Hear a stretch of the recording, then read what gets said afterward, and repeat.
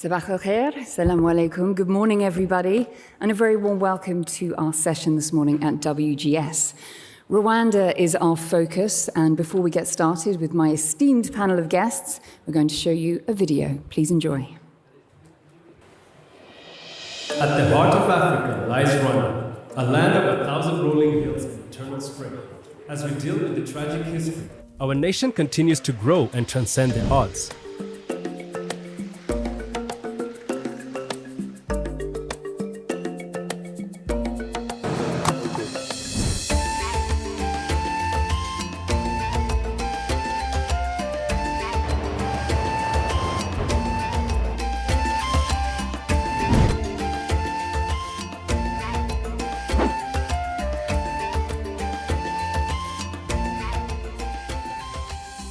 Just a 2-hour drive from Kigali city, we have the Volcanoes National Park located in the north of the country, and it is one of our famous tourism destinations, and also one of the oldest parks in Africa, established in 1925.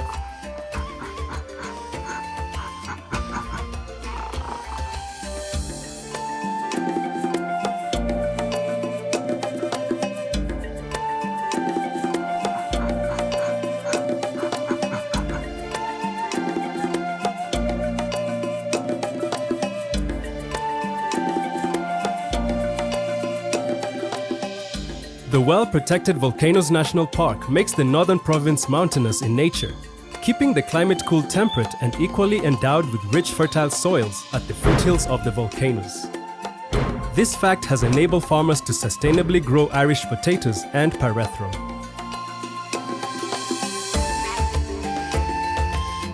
In the southern western part of Rwanda is Nyungwe National Park. It is Africa's and largest protected mountain rainforests, flourishing beyond the Ice Age, which explains its diversity.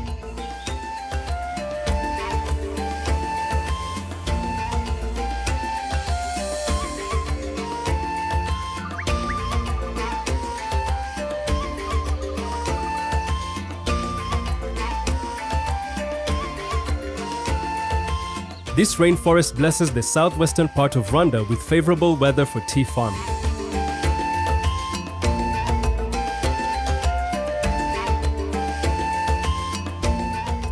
In the western province, you will see distinct meandering roads and eye-catching scenery of steep slopes wearing land terraces. Terracing preserves the rich soils from erosion, a factor that has enabled the clear waters of Lake Kivu creating a breeding territory for the fishing communities, making way for day and night fishing, a trend that is steadily rising along the Kivu Belt districts.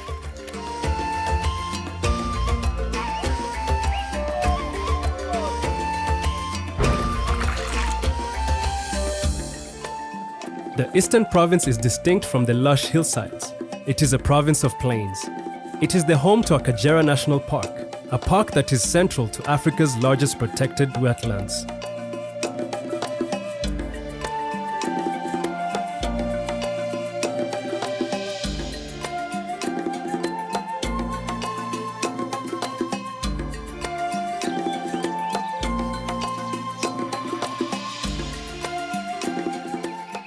The region is a flourishing bed of horticulture farms producing colorful flowers.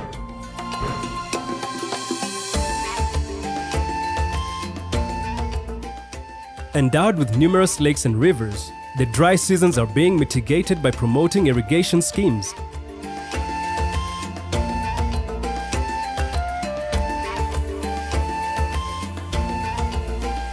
The average temperatures in the east rise to 20 degrees Celsius, offering an ideal climate to grow rich quality coffee.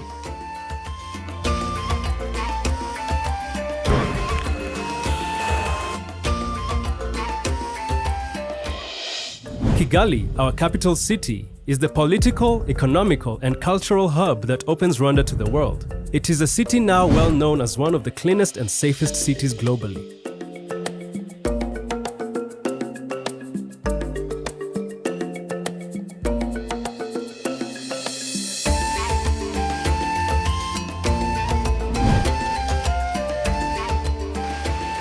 If you care about sustainability, visit Rwanda.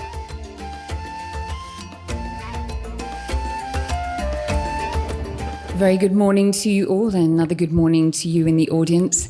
Wow, what an inspirational, beautiful video about Rwanda. Many surprises there. Minister, let me start with you. A very warm welcome to WGS. Tell me, as a broad question, in terms of agriculture, let's start there. What are the key milestones that you've achieved in recent years, and what is the big strategy going forward? Good morning, everyone, and thank you, Rebecca. I think coming from the video, what is important is that as a government, we are doing everything for serving the people, but also looking at the sustainability of land resource for the future generations. Rwanda is a small country, and the average land holding for a farmer is around 0.5 hectares.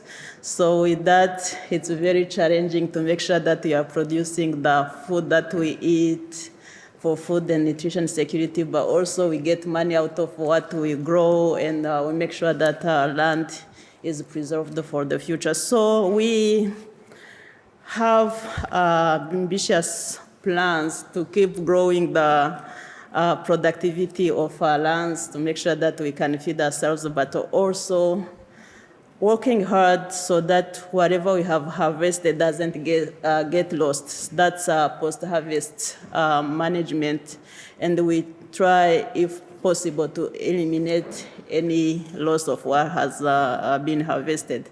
So with that, it's important that we look at it at investing in research, innovation, and technologies that can increase the productivity. And we have been running policies that are looking at how do you consolidate all of these pieces of land to make an economic scale, but also aggregating those tiny producers into cooperatives so that they can be linked to markets, they can be supported to add value to what they are doing, and also invest in livestock. We believe that people, they need animal proteins, and most so for the poorer section of the community. And have been running a program that we call One Cow Per Poor Family, where we distribute, a dairy cow to a poor family, and it's kept into what we call a zero grazing system, because we are trying to implement smart agriculture technologies so that it can produce enough milk for the home consumption, for selling and get some income, and also increase national milk production for other uses. And challenges are all the time there. I already mentioned the limited land, but the climate change is hitting hard.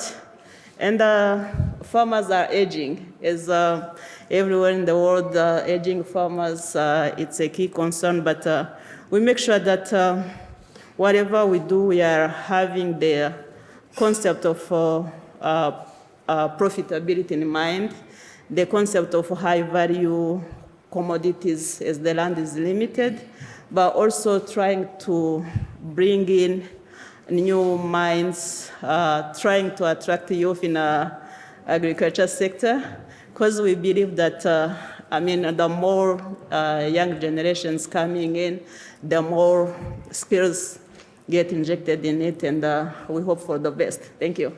I think youth is going to dominate this conversation in many ways, and all of our panelists will be able to add their views.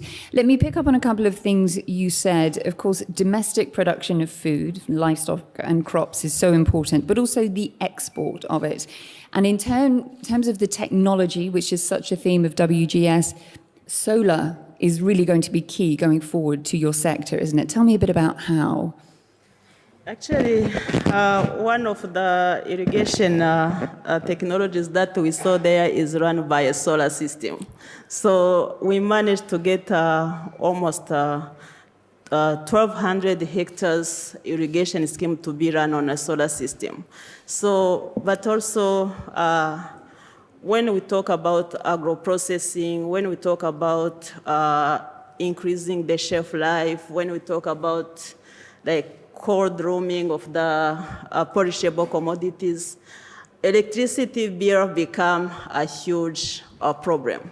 And when you deal with the small-scale farmers, they don't have such much money to be paying electricity. And that's when the solar energy comes in. We haven't reached where we want to be, but at least we are working hard. We have made an inventory of all of the post-harvest infrastructures and trying to either do the dual electricity, that means the regular electricity and the solar, or even transitioning to replacing the regular electricity by solar technologies. So I think going ahead, when the solar technologies are changing very quickly. And the problem that we have today is the storing capacity. So we hope that in the near future, the batteries are going to be getting cheaper and having the capacity to store electricity for longer. Yeah, thank you. Very much so. Thank you, Minister. Emmanuel, let me come to you. The first of two Emmanuels, I'm delighted to say. Emmanuel, in terms of your role at the Rwandan Development Board, tell me exactly what your mandate is. Thank you very much, Rebecca, and I want also to thank the hosts for selecting Rwanda as a guest case country.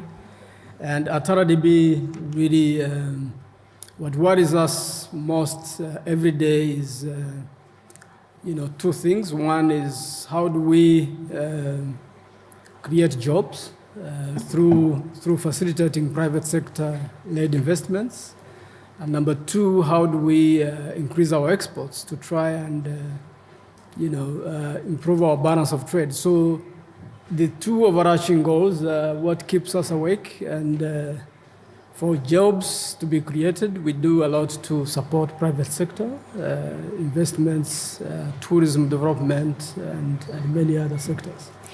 Sustainability is the golden word, isn't it, for you? How do we make agriculture and tourism sustainable and profitable in the long term? It's not just a short-term measure we want, is it? No, you're right. And I'm glad that we are having this conversation on tourism along with agriculture. One might wonder, why is Rwanda, showcasing agriculture and tourism? These are two very important sectors in the same ecosystem, and as such, one depends on the other. You cannot build a thriving tourism industry if you do not have the food to feed the tourists. So what are we doing, and what have we been doing to improve sustainability in this tourism industry? Maybe I'll talk about three things. One has really been around the deliberate policies that have been put in place, deliberate investments to support the industry. And in terms of policies, maybe you will be knowing, some of you in the audience, that Rwanda was among the very first countries to implement an open visa policy. So every citizen of the world can actually come to Rwanda and get a visa on arrival without any prior application. So you can actually get a visa in Rwanda very, very easily, and you get it on arrival. This is one of the key policies that we've had to implement. But again, on deliberate investments, we've been focusing on what investments are going to be required to sustain the sector. We've invested heavily in hotel infrastructure. We have a state-of-the-art convention center. We've invested heavily in the airport. We are actually building a new airport. We've invested heavily in our airline, the national airline. Today, we're talking of an airline that over the last 10 years has grown threefold in terms of freight and routes, and that it continues to grow. Now, the second bit, which is also very critical, has been around building a diversified product offering, because again, we want to make sure that once a tourist comes to the country, He can spend a little longer. He can spend more days. He can spend more money in the country and in the economy. So from wildlife, the famous gorillas, the famous mountain gorillas that we have that you saw in the video, by the way, which again, thanks to conservation efforts, the population has been growing. In the past, it was dwindling, but from a recent survey, we've seen a 26% growth in the gorilla population from about 480 gorillas back in 20, it was in 2014. Now we have about 604 in 2016, according to the census, and that is really thanks to conservation efforts. We've also restocked our national parks with the Big Five, the Great African Safari. We now have the Big Five in our national parks, in the Kagera National Park. And we also have nature tourism. We have the famous canopy walk in one of the few remaining, rainforests in Nyungwe National Park, and many others. So we've been trying to boost our offering, and the recent focus has now been on mice. That is really meetings, incentives, conferences, and exhibitions. How do we make sure that Rwanda is attractive enough to attract big events, big conferences? And today, in a span of maybe just 10 years ago, we were literally known as a mice destination. Today, we are now number 3 in Africa in terms of attracting major events. We've hosted the WEF Africa version. We welcome you to the to the Africa CEO Forum in March, and we're also hosting the Commonwealth Heads of Government Summit in 2020. So we've been investing heavily in our mice infrastructure to provide also other possibilities to business tourism. Now, the third part, which is also very important, has been our focus on conservation and community development. Since 2005, we've been making sure that we involve our communities in conservation, in tourism development, and we have a policy of revenue sharing.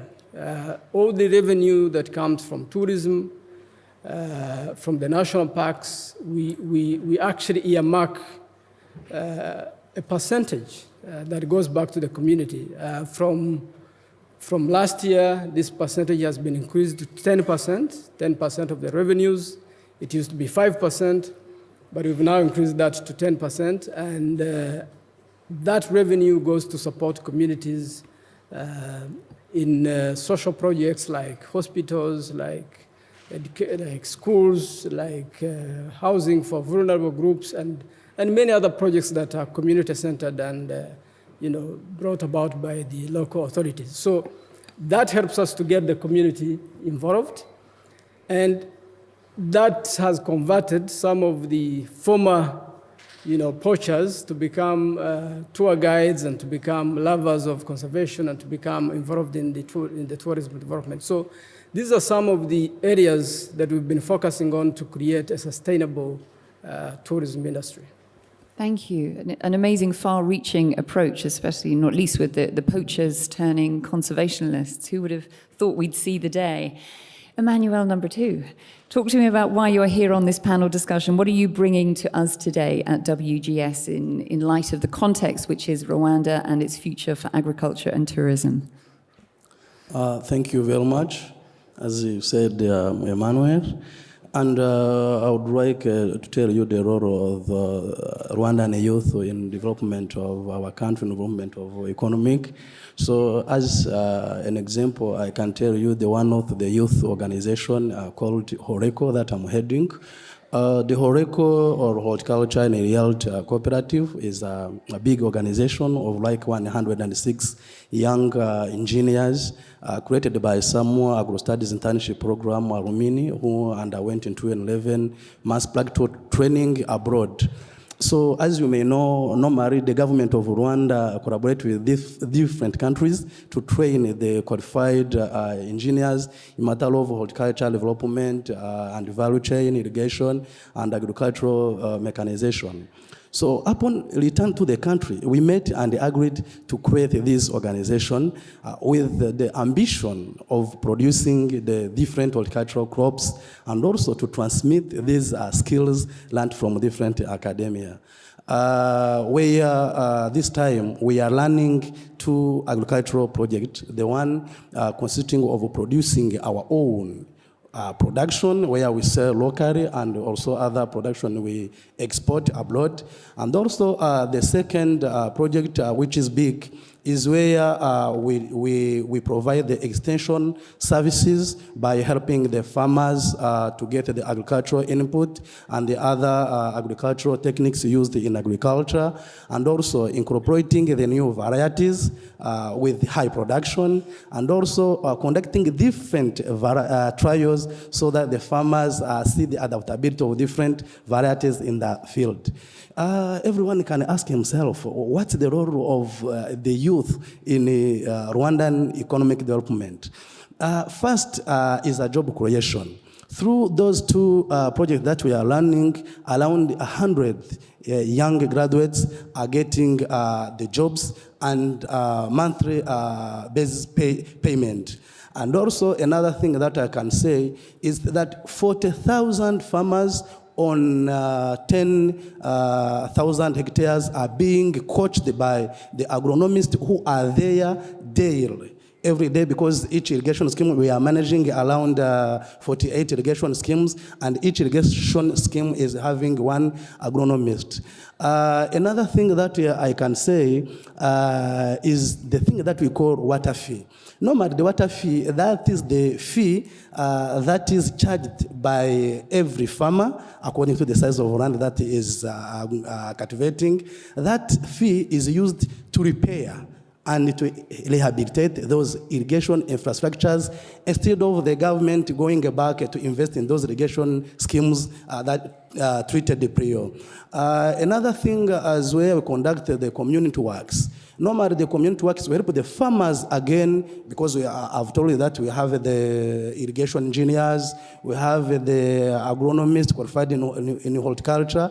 So we help the farmers to fight against erosion, again, to create the new other infrastructures to support the existing one. So these really bring, if you give the value, last 5 months, we have been counting like 300 millions of Rwandan francs. So it is a big value. Another thing that I can say that we are playing a role in this sector is the productivity increasing.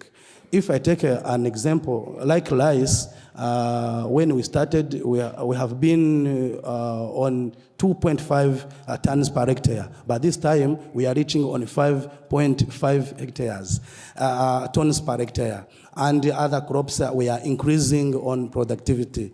The last one I can say is where we are helping the farmers to be linked with the market, locally and also international, because this time we are exporting the eggplants, watermelon, badai cherries, we are exporting the cherry tomatoes with good quality. It's a big pleasure to have you here so that I can encourage you. Come invest in our country, you have a good leaders. It's a big pleasure to have the minister here who helped us to be united like we are. We have good policies, we have good climate. We are ready, we are there, we are young, we are technicians. You will never need to come with your technician, good quality, everything. So come invest in our country, or you can tell us to bring you the quality of commodities you want at a good price with good quality. Hope to see you again in our country. Thank you. Thank you, indeed. A very convincing sales pitch. We're sold, and we want to taste those watermelons, don't we? You mentioned export being such an important part. We've touched upon it with agriculture and now horticulture. What are the barriers to increasing that growth, to getting your products into markets that are further afield? Is it how much you can produce on the ground in Rwanda, or is it other barriers to entry? I can say that before tackling on the question, when we started, the exports commodities were low. But because we have been trained within different countries and also in academia, so this time we started exporting like eggplants. We are delivering 5 tons per week. On Bada habanero pepper, we are also exporting like 10 tons per week. So the challenges are there, but that's why we are there. The government said, okay, youth, we have these are challenges that we have, so fight for them to find the solution. Well, you've spoken of the government. Let's hear straight from the Minister. I'm coming to you in a second, Jess. Bear with me. Minister, please. Thank you, Rebecca. And as I mentioned before, I mean, traditional agriculture in Africa has been left to the less educated, less skilled, and that is the reason that we are trying to bring in the more educated and the youth for farmers. So the problem, the challenges for exports is with that type of farmers that we deal with is probably the major ones are the quality and the standards. So it takes time, and unless you have a group like this one that is going to be working with the farmer, tell him that the market wants French beans that is 3 weeks, not 4 weeks or 2 weeks, or so fitting into the specific standards that the market is looking for. That is a challenge that I can tell you that we are trying to address with them. Another one is the aggregation. Aggregation, because I mean, you can imagine when your average farm is 0.5 hectares, you have millions and millions of small-scale farmers. So aggregating that to a sizable volume that can provide probably 10 tons of chili every single week, that is a challenge. And I guess investing into the aggregation, quality preservation, that is something that can make a huge difference. Yeah. We're going to come back to this. There's so much more to discuss, not least Irish potatoes. Being Irish myself, I'm very keen to know how you grow them in Rwanda. Yeah. Jess, let me come to you. Is it fair for me to say that Rwanda has long known that it had superb conservation assets, but it didn't know how to tap into them? Where are we now? Primarily as conservationists, I would say the focus was very much on gorillas at the time, but the government of Rwanda realized that there is more to gorillas. It's a much bigger product, the savanna species. Akagera National Park has always been there, but just not managed that well. And the stock of animals was not there, the product wasn't there. So they brought in a very novel initiative to bring in specialists, and we've established a company there that manages Akagera National Park, brought back the lions, brought back black rhinos. As Mr. Ndayizigiye says, you know, it's a big 5 park and has the gorillas, so it's almost a big 6, let's say. It's a destination in itself. So the government of Rwanda has totally realized the value of conservation. Get conservation right. Yes, it can bring in tourism and foreign exchange, but more importantly, get the communities, get the education on wildlife conservation, the environment, get that education out there with the children locally, so we can look after Rwanda for the inevitable future. Tourists just come and go, but in the end, the asset has to be looked after by Rwandans, by Rwanda.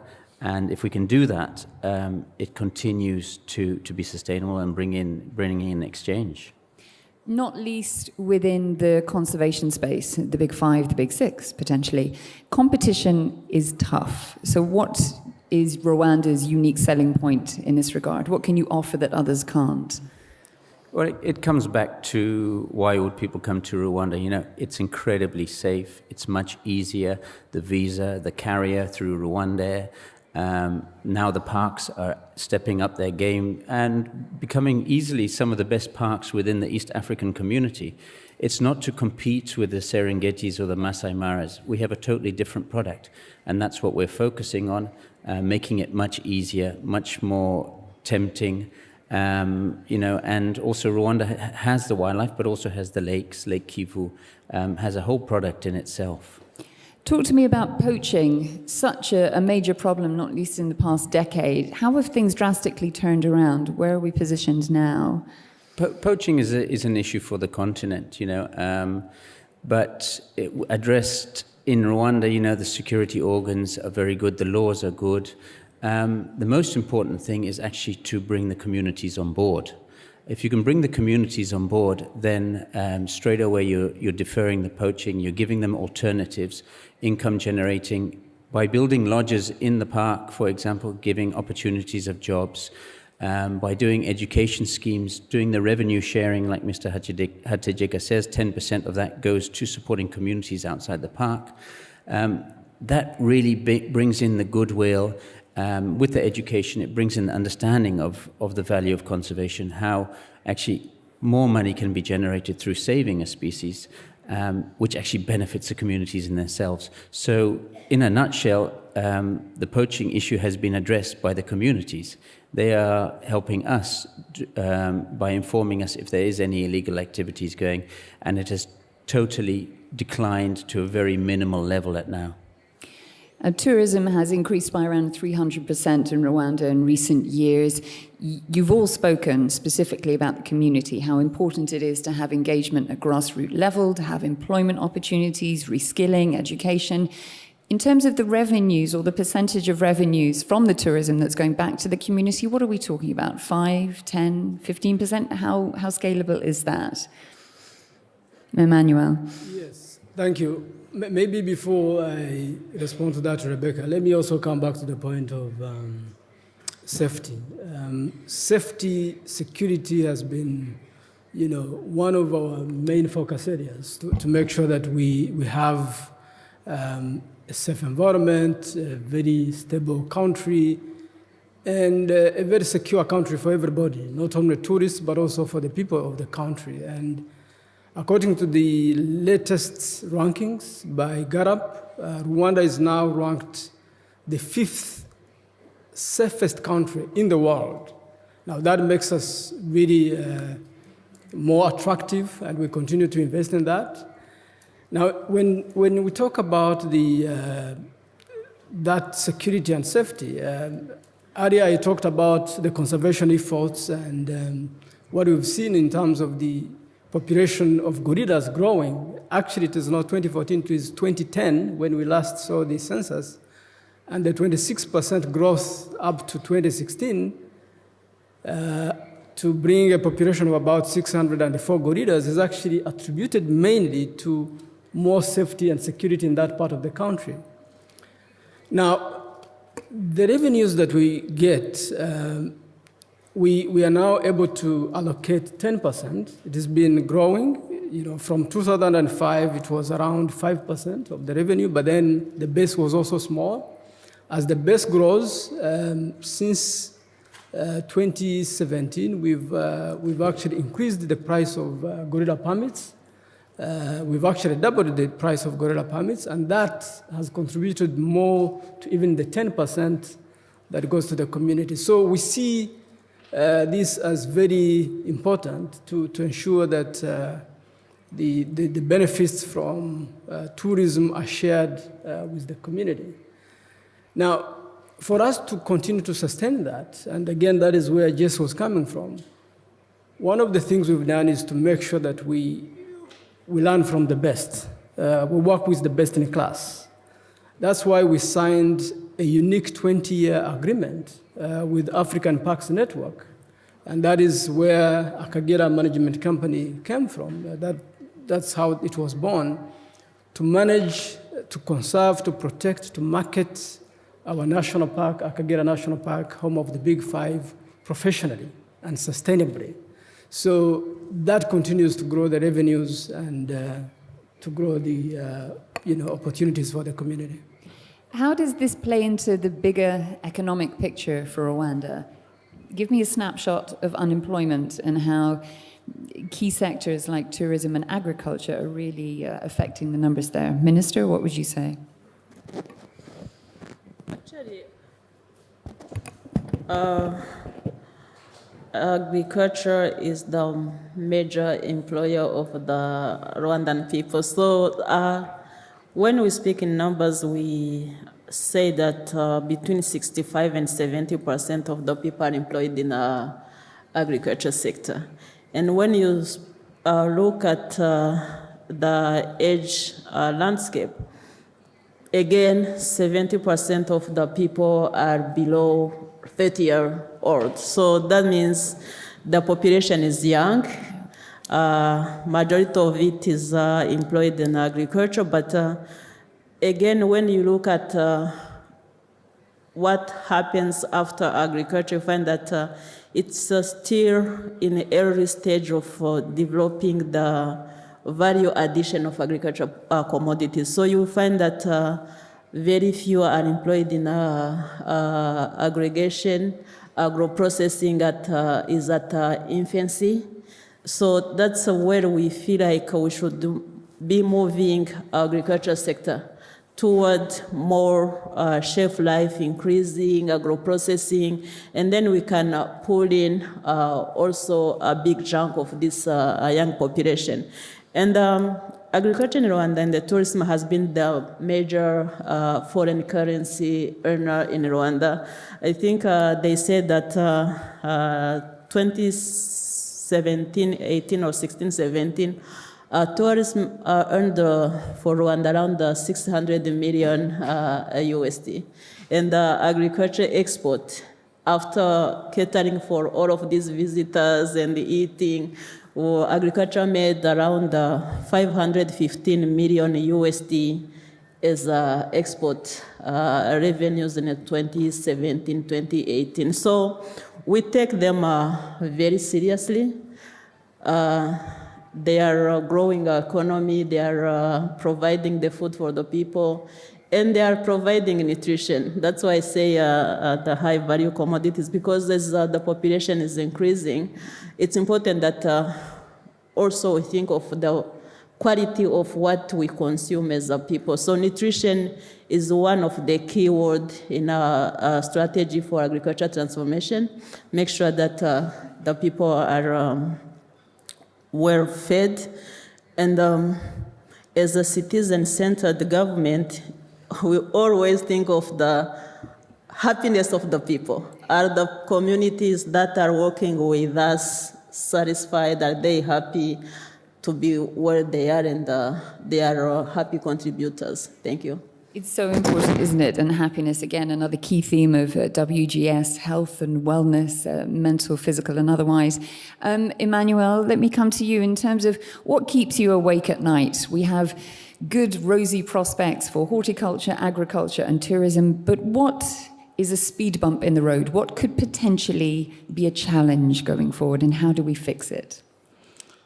Competition that we are challenging. I can say that normally when we came in, the problem was the government normally treat those irrigation schemes, but the farmers didn't have the required skills to manage them. So when we came, within these 2 years, 3 years that we are managing those irrigation schemes, the positive effect is being remarked by everyone. And normally agriculture is something that can be evaluated by everyone by evaluating the productivity.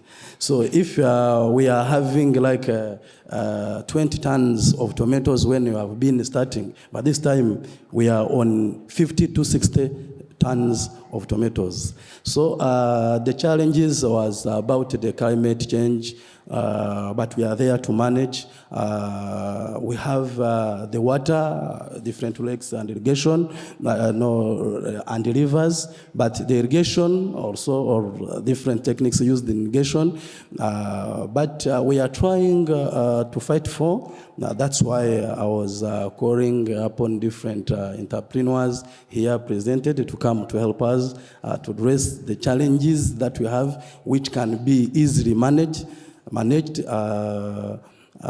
But as youth, we are really working hard to fight against them, and we hope we will reach our target as our government is trying to help us. Thank you.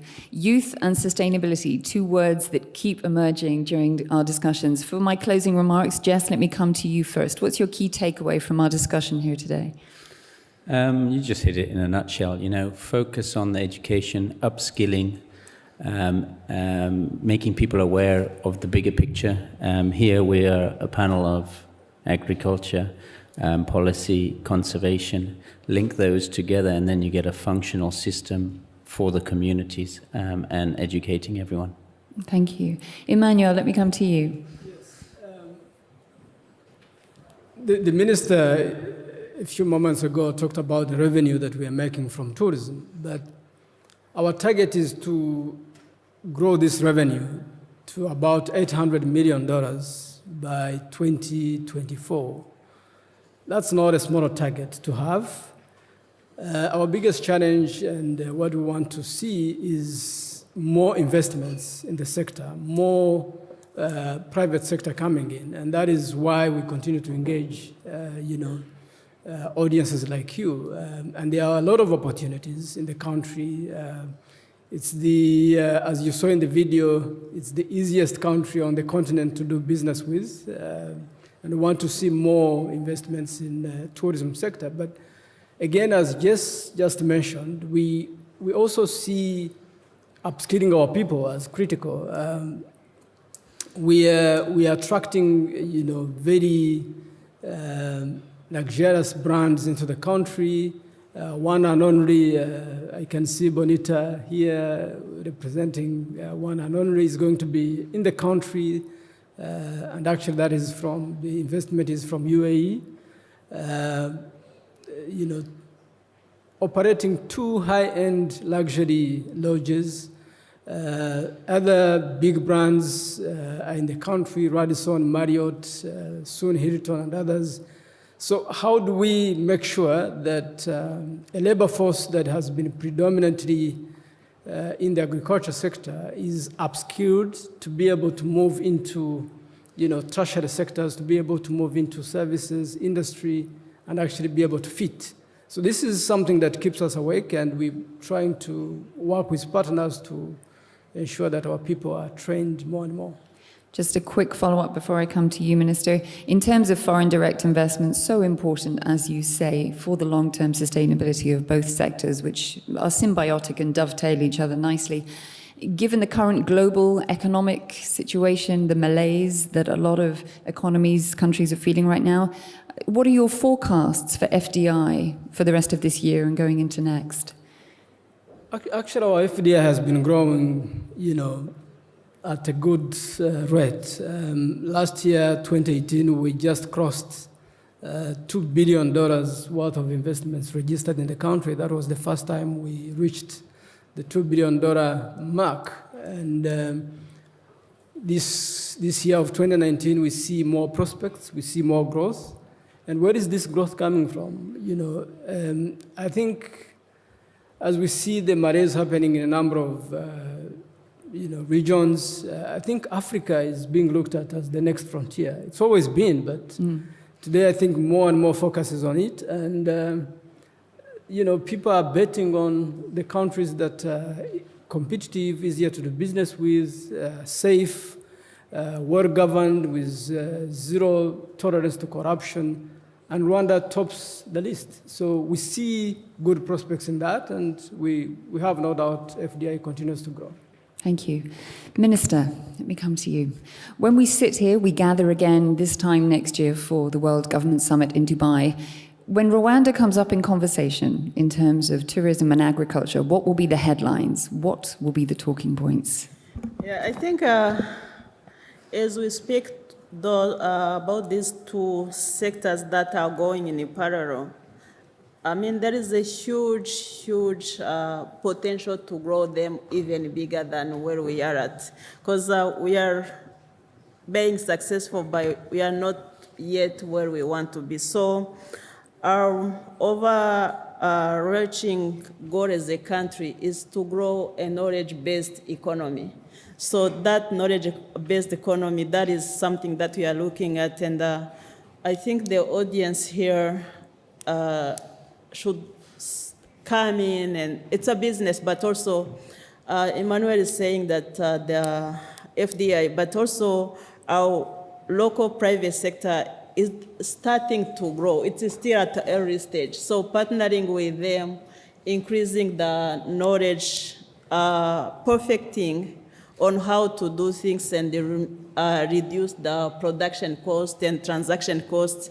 I think as we go, that is where we are going to be working hard to make sure that whatever we are doing it in a sustainable way.